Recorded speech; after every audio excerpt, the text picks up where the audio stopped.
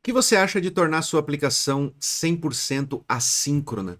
Ou seja, passando tarefas através de uma fila de tarefas para poder aliviar a carga da sua aplicação e deixar aquelas execuções mais pesadas sendo feitas em background aí dentro do seu servidor. Tá pensando que é complicado demais? Eu vou falar hoje para você sobre o SQS, que é o Simple Queue Service da AWS, e como é fácil começar a utilizar ele dentro da sua aplicação, ganhando escalabilidade e distribuindo tarefas da sua aplicação para simplificar o consumo de recursos aí dentro dela e fazer você ganhar muito mais escalabilidade e ainda economizar uma grana. Eu sou Wesley Milan, seja bem-vindo ao canal e vamos para o vídeo.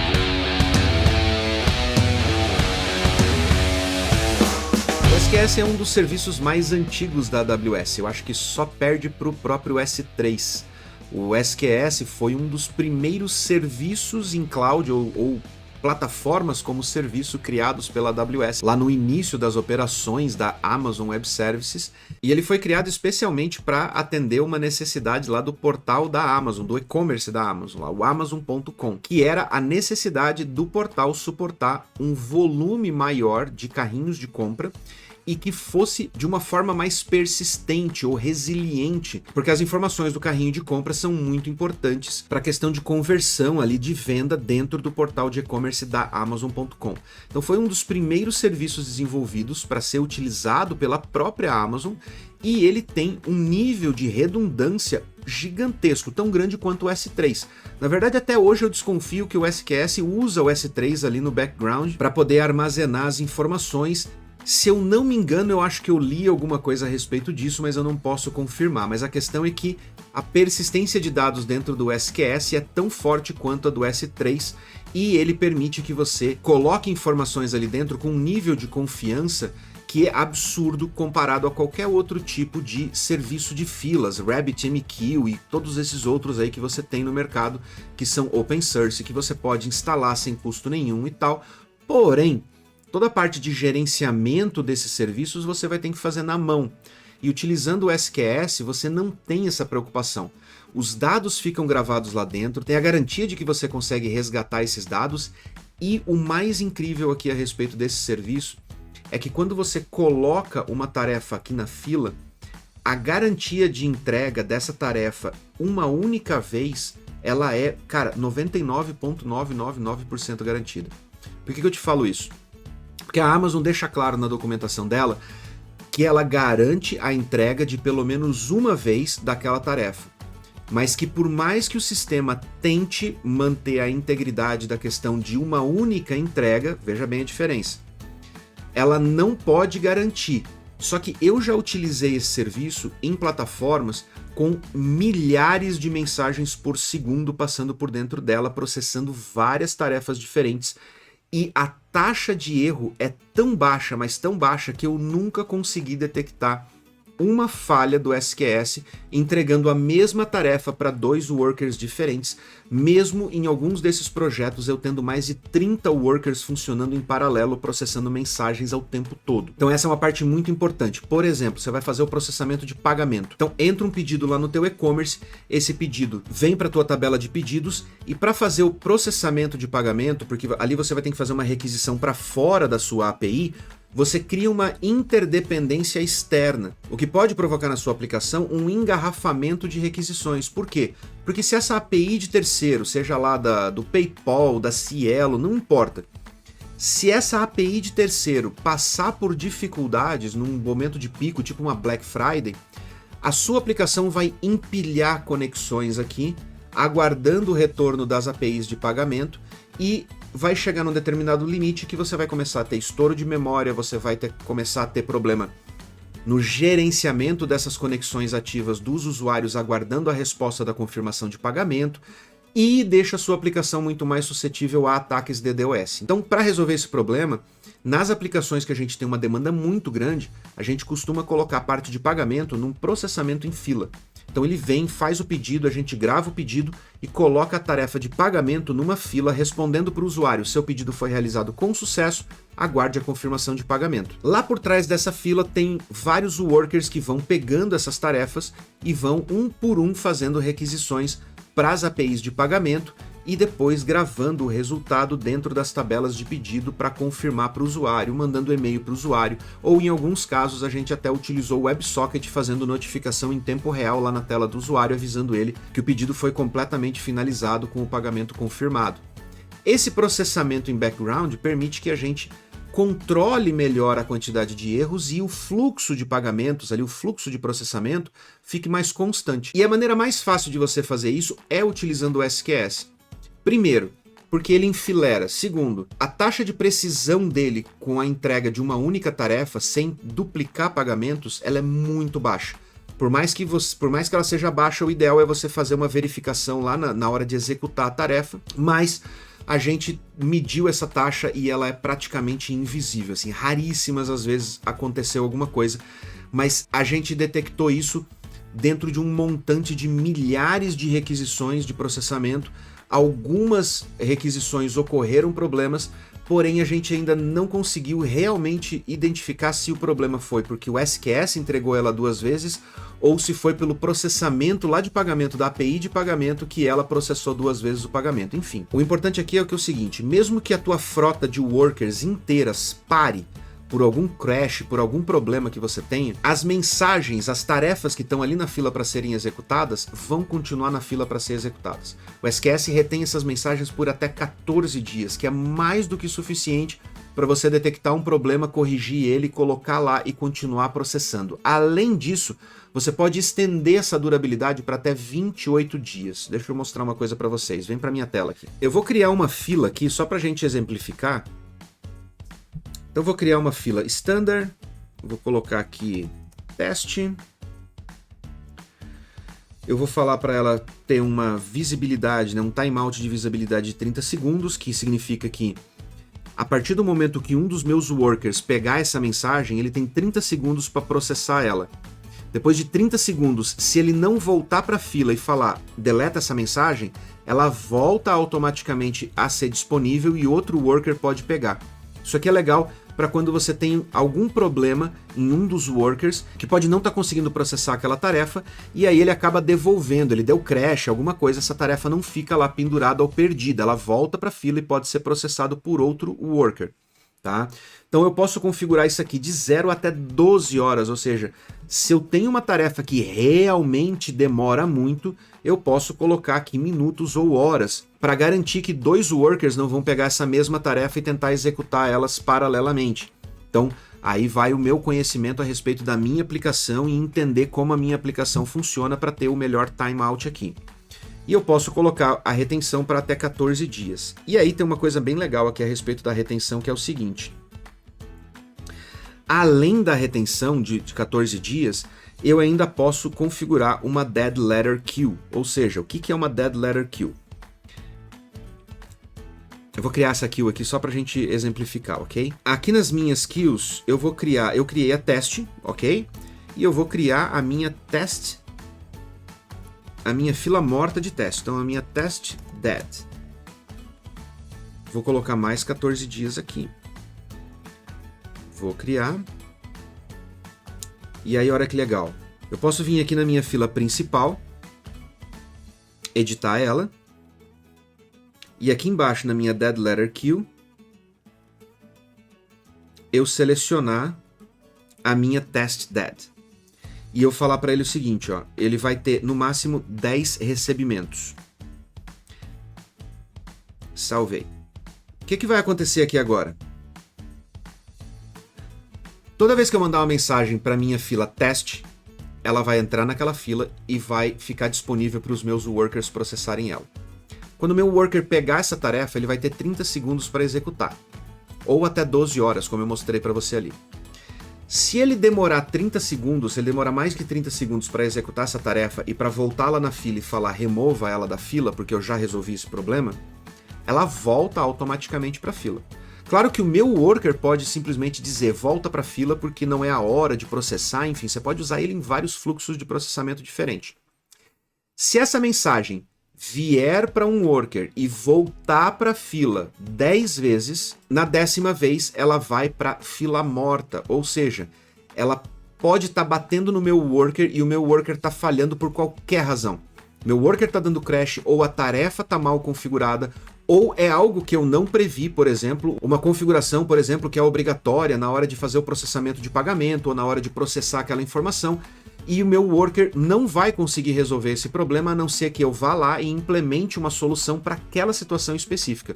Só que eu não consigo implementar essa solução se eu não souber quais são os dados que estão causando o crash naquele processo. E também não posso deixar essa mensagem eternamente aqui na fila, porque senão ela vai estar sempre ocupando o processamento dos meus workers sem chegar a lugar nenhum.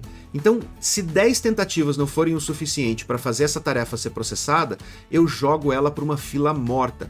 Nessa fila morta, os meus workers não estão puxando tarefas lá de dentro, eles estão puxando da fila principal. E aí eu posso pegar a cada um dia, 2 dias ou uma vez por semana, já que ele retém por 14 dias, eu posso entrar nessa fila morta, ver quais as tarefas estão lá dentro, e eu sei que aquelas tarefas não foram processadas adequadamente.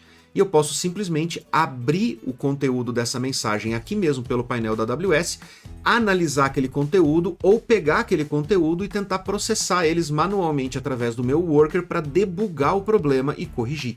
Então, tem muitas possibilidades aqui de você fazer realmente um fluxo de processamento de dados altamente eficiente e de você conseguir manter, dar manutenção nesse fluxo de dados, sempre capturando o que está causando problemas e corrigindo para que ele volte ao fluxo e funcione melhor. E para você visualizar as tarefas aqui dentro é muito fácil. Ó. Você entra aqui, você pode clicar aqui no botãozinho ó, enviar e receber mensagens, você digita uma mensagem qualquer. Pode ser um texto, pode ser um JSON.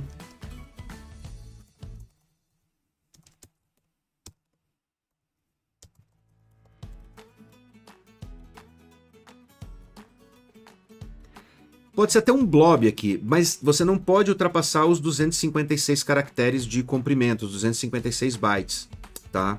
Então essa é uma limitação, mas isso aqui é mais do que o suficiente para você.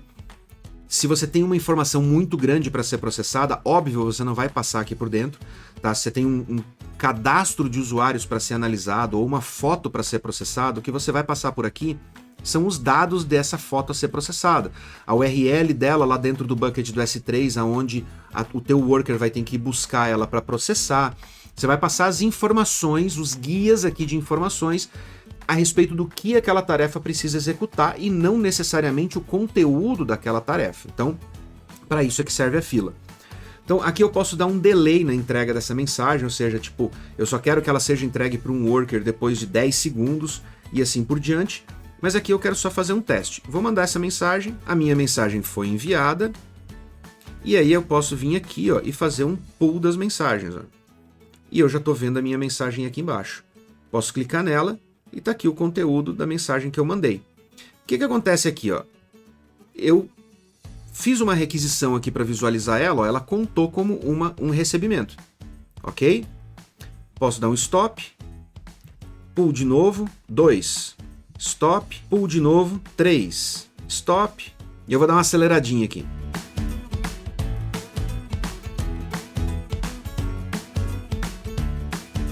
Pronto, ó, chegamos em 10 recebimentos. Agora vamos ver o que acontece se eu tentar fazer o recebimento dela mais uma vez e deixar ela voltar para a fila? Não tem mais mensagem na minha fila. A mensagem saiu daqui porque ela foi recebida 10 vezes e agora ela vai ser encontrada lá na minha fila morta. Olha só isso.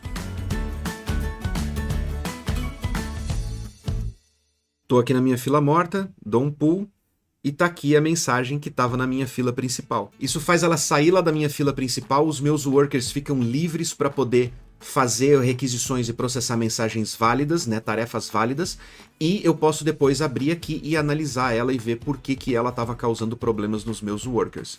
Dessa maneira, eu posso manter o meu fluxo de processamento de dados sempre redondinho, sempre funcionando, sem causar acúmulo de tarefas, mas claro que pode acontecer se eu tiver um bug genérico lá, generalizado na minha fila de workers, lá no meu cluster de workers, eu posso, de repente, num dia de pico, acabar acumulando aqui 1.000 mensagens, 5.000 mensagens, 100.000 mensagens, 1 milhão de mensagens.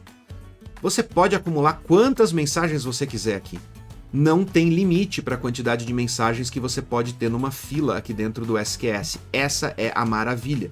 Então, se você tem uma aplicação que tem um fluxo gigantesco de mensagens e que são processadas o tempo inteiro, mesmo que você tenha um problema numa das etapas do fluxo de processamento aí das suas mensagens, elas não se perdem, elas permanecem aqui, elas estão replicadas em 3 zonas diferentes, elas têm várias cópias dentro de cada zona, e você pode trabalhar tranquilo e debugar o problema que está sendo causado ali dentro e depois colocar os seus workers para rodar e processar todas essas mensagens novamente. E no pior dos casos, se os seus workers estiverem devolvendo todas as tarefas e todas caírem dentro da fila morta, basta você apontar os seus workers para a fila morta para puxar de lá e processar, ou você pode fazer um outro scriptzinho que vai puxando as tarefas da fila morta e jogando para sua fila principal novamente para elas serem processadas pelo fluxo normal de tarefas aí que você tem dentro da sua aplicação. O custo do SQS é extremamente baixo, é extremamente acessível, e considerando que você ainda tem o free tier ali dentro, para você distribuir tarefas, você pode fazer muita coisa utilizando o SQS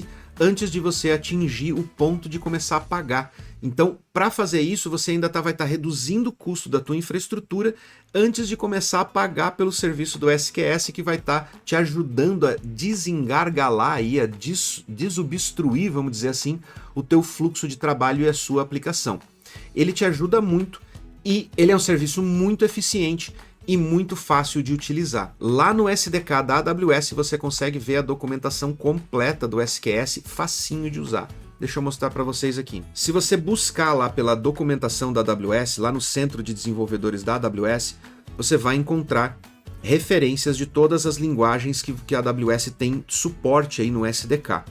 Lá dentro da documentação, você tem todos os guias aqui, todas as instruções de como começar a utilizar o SDK, e você tem a referência, o guia de API de referência lá para você poder utilizar o SDK. No caso do JavaScript, a gente tem 2 documentações diferentes, tá? Uma delas, que é essa daqui, que é a versão 2 do SDK para JavaScript, e essa daqui, que é a da versão 3.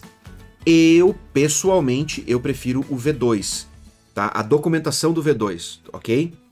Por mais que o V3 já esteja atualizado, já é compatível com módulos, já é compatível com TypeScript, já tem toda a parte de tipagem ali dentro, você importa somente a biblioteca daquele objeto que você está manipulando, você não precisa importar o SDK inteiro, como é o caso do V2. Por mais que eu goste mais da sintaxe e compatibilidade do V3, a documentação do V2, cara, ela é muito melhor. Então assim, ó, se você vem aqui na documentação do V2 e você pega o SQS, por exemplo, clica nele. Aqui você tem a introdução do serviço e logo abaixo você já tem uma lista aqui de funções, já tem os métodos dessa classe aqui listados. Então você vem aqui, ó, create queue não é o que eu quero, delete queue não é o que eu quero, receive message para eu poder receber mensagens, send message. Clico nele, e aí aqui na documentação ele já traz exemplos. Ó. Basta eu copiar esse exemplo, colar ele dentro do meu código e ir editando os campos aqui que eu quero, porque aqui ele já tem a lista completa de campos. Então o corpo da mensagem. Lembrando que o corpo da mensagem ele é string, tá? Então você quer passar um JSON, você vai ter que dar um JSON encode, decode ali, na hora de você passar isso aqui, você tem que passar como string. Então eu coloco o meu JSON aqui.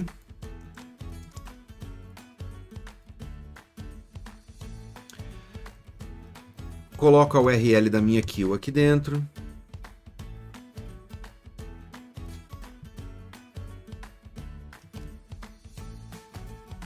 Não vou usar delay, então não está como obrigatório aqui do lado, é required. Eu não preciso usar, não quero delay. Os atributos de mensagem também não são obrigatórios. O message deduplication não é obrigatório, group não é obrigatório e message system attributes não é obrigatório. Feito isso, eu tenho aqui uma funçãozinha simples com callback. Se você quiser usar promise aqui, pode usar, não tem problema. E aí eu só preciso instalar a biblioteca do SDK aqui no topo e fazer o instanciamento aqui do SQS, da classe do SQS, para poder fazer o envio da mensagem. Então a documentação do V2 ela é muito simples e muito prática de utilizar. fácil, cheia de exemplos, é só copiar, cola e limpa os parâmetros que você não vai usar. No V3 você tem também aqui, mas é um pouquinho mais complicado, eu não curto muito o V3, a documentação. Normalmente o que eu faço então quando eu preciso utilizar, e eu já estou implementando há bastante tempo já, com a biblioteca V3, eu venho aqui para ver a sintaxe do comando, né, a estrutura do comando aqui dentro da documentação do V3, mas a estrutura do objeto que eu estou passando como parâmetro para dentro da função, eu normalmente venho e pego ele aqui no V2, porque aqui no V2 o objeto de parâmetro está muito mais completo e mais fácil de eu pegar e sair desenvolvendo. Então, isso aqui foi um pecadinho aqui que a AWS está cometendo aqui na documentação, mas eu tenho certeza que com o tempo eles vão melhorando isso aqui, vão trabalhando, até porque essa documentação é bem recente. Então existem exemplos aqui, mas, por exemplo, esse exemplo aqui eu não vi ele na última vez que eu estava olhando aqui o SQS no V3. Então eles estão sempre melhorando a documentação. Mas se você ficar meio perdidão aqui com a questão de classes e subclasses e tudo mais, faça como eu, use o V2 e o V3 aqui como assistente para você poder achar os exemplos mais rápidos. Claro que a documentação das outras linguagens é diferente, cada linguagem tem a sua documentação ali de referência para a API, mas fica aqui minha dica de como você ganhar um pouquinho mais de produtividade aí para buscar informações e sair desenvolvendo. O SQS é muito simples de usar, ajuda muito a sua aplicação, o custo dele é sim muito acessível e os benefícios aí para você poder utilizar ele e acelerar a sua aplicação, cara, são inúmeros. Já coloquei aplicações para rodar utilizando o SQS que sem ele jamais ela poderia suportar o volume de tráfego e de processamento de pagamentos que essa aplicação fez. Em questão de minutos, a gente foi capaz de processar milhares de pagamentos dentro da plataforma, então isso só seria possível se a gente conseguisse fazer esse processamento paralelo e assíncrono dentro da aplicação, e foi o que a gente fez e foi o SQS que promoveu isso, que nos possibilitou isso dentro da AWS. Essas foram as minhas dicas e o meu feedback a respeito da minha experiência nos meus anos de uso com o SQS. Espero que você tenha gostado. Se ficou dúvida, coloca nos comentários que eu vou respondendo, eu respondo a todos os comentários. Se for necessário, faça um outro review explicando a respeito das suas dúvidas aí que ficaram para te ajudar a começar a utilizar essa ferramenta fantástica. Lembrando que a gente está com a AWS 2.0 aí, o nosso curso especializado em AWS. O link está na descrição. Clica, vai lá, coloca o seu e-mail na lista VIP, porque o pré-lançamento vai ser especial para quem é seguidor aqui do canal do Wesley Milan e lá do canal do Inventor. Claro, além do meu perfil lá do LinkedIn, que você pode me seguir lá também, Wesley Milan, e nos meus perfis lá no Insta, que tem o perfil do Wesley Milan e o perfil do Inventor também lá no Insta. Então, o pré-lançamento vai ser exclusivo para quem me segue aí nas redes sociais e aqui no YouTube, e você vai ter vantagens exclusivas que eu não vou liberar para mais ninguém depois. Vai ser só para quem está me seguindo aqui nos canais e nas mídias sociais. Então, deixa seu e-mail lá na lista VIP para você ser avisado a respeito do pré-lançamento, senão você vai perder também. Beleza? Não esquece de se inscrever aqui no canal para dar uma força pra gente e deixar um joinha no vídeo para ajudar ele a alcançar mais pessoas. Eu vou ficando por aqui e eu vejo você no próximo vídeo aqui do canal do Wesley Milan. Obrigado por acompanhar até aqui. Um grande abraço. Até a próxima.